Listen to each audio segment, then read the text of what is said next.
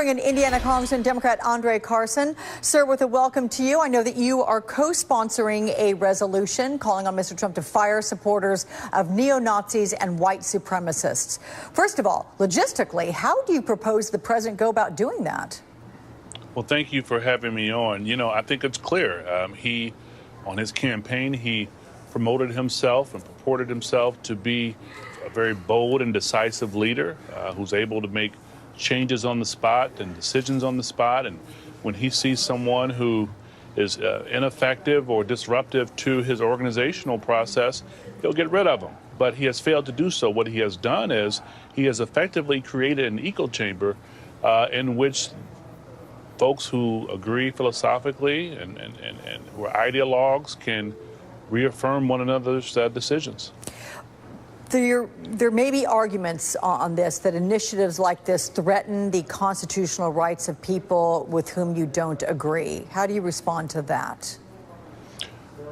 Well, I think having white supremacist sympathizers in your administration should not be something that should be accepted or acceptable to any White House or any presidency, at least in the 21st century. What I think is clear is that the presidency is unraveling before our eyes. And in a very sad way, but a real way, voters are getting an education about what it means to participate in the political process. Look, folks may not like politicians, but the facts are clear. If you want to impact change in a meaningful way, you must vote, and you must be politically engaged by holding those you vote for accountable. And Donald Trump has courted the alt-right. He's blown kisses. He's tiptoed through the tulips with them. And now his presidency is unraveling because he has refused to be decisive and definitive in his repudiation of these terrible organizations. Let's take a listen to what Republican Governor John Kasich said a bit earlier today about this debate. Here it is. If all we're doing is questioning his motives and what's in his heart, and the right and the left, all we're doing is fighting and yelling back and forth, Jake, you're all asking the question, how does the country make it with all this fighting? This is ridiculous at this point. It seems like all the public hears is a lot of yelling on both sides. Does the governor have a point? I've always found Governor Kasich to be pretty measured in his views. However, I think it's unfortunate when you have groups of people who have historically been discriminated against. Once they start speaking out very boldly and saying enough is enough, then they're condemned. I mean, these are traits of a narcissistic abuser, if you will.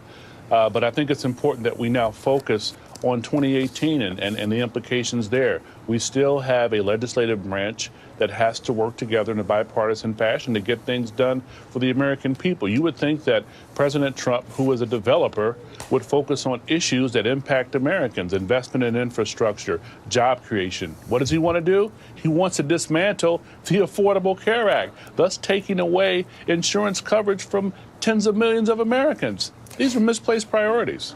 I'm curious if you have an idea on how to combat these domestic terror groups. I know that the Trump administration, DHS advisor Catherine Gorka has been behind a plan to defund Life After Hate, that group that works to de-radicalize neo-Nazis. Are Democrats doing anything to help groups like these? Well, as someone who was a former police officer, I worked with the Indiana Department of Homeland Security and Counterterrorism and Counterintelligence.